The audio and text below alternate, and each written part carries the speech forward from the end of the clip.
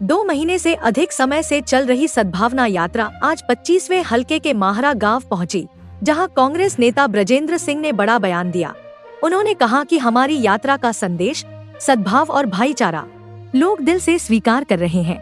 ब्रजेंद्र सिंह ने स्पष्ट किया कि यह यात्रा केंद्रीय नेतृत्व की अनुमति और समर्थन से शुरू की गई है, इसलिए किसी तरह की गलतफहमी की कोई जगह नहीं है।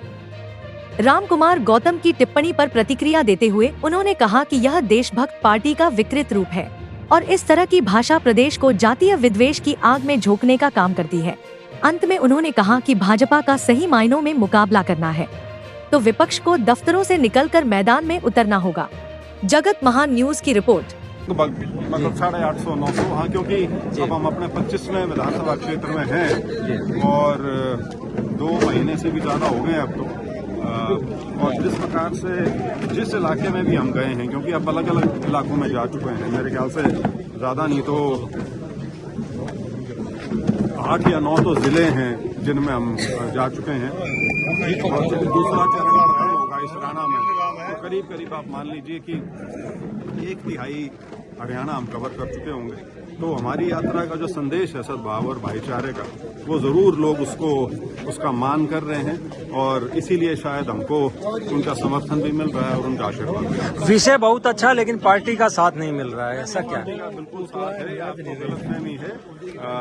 केंद्रीय नेतृत्व पूरे हमारे इस यात्रा के पक्ष में है। उनकी अनुमति के बाद ही यात्रा की घोषणा की गई थी और अभी भी आप समय समय पर देख रहे हैं कि कांग्रेस के बड़े बड़े नेता समय समय पर हमारे यात्रा में आते रहे हैं और अभी तो 4.5 महीने का और सफर है, बाकी जो है वो भी सब आ जाएंगे। मौजूदा सरकार का एक विधायक लगातार जो है एक जाति पर टिप्पणी कर रहा है और गंभीर टिप्पणियां हैं, उन पर आप क्या कहना चाहेंगे? जनता के बीच में और बड़ौदा गढ़ है उस जाति का। ये देशभक्त पार्टी का वो विकृत रूप है जो ये इन सांसद या इन एमएलए की वाणी में आपको नजर आ रहा है।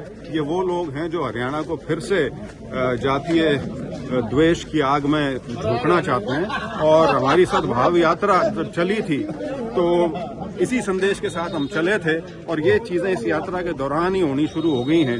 तो यही चीज है जो हम लोगों के बीच में लेके जा रहे हैं कि इनसे सचेत रहें। सद्भावना यात्रा क्या हरियाणा में बदलाव ला पाएगी?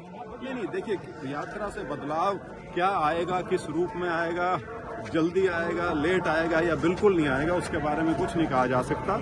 लेकिन यात्रा यदि कोई कर रहा है उसका नुकसान तो कोई नहीं है। सर, आप एक टिप्पणी कर रहे हैं कि ऑफिस में बैठकर किसी पार्टी का सामना नहीं किया जा सकता। ये किस पार्टी पे है, किस लोग के लिए है? ये पूरे विपक्ष के लिए है और पूरे देश के विपक्ष के लिए है, क्योंकि अब तक तो ये बात सबको समझ में आ चुकी होगी कि बीजेपी का यदि मुकाबला करना है क्षेत्रीय स्तर पे या राष्ट्रीय स्तर पे, तो वो बहुत शिद्दत के साथ और निरंतर प्रयास और संघर्ष के साथ करना पड़ेगा।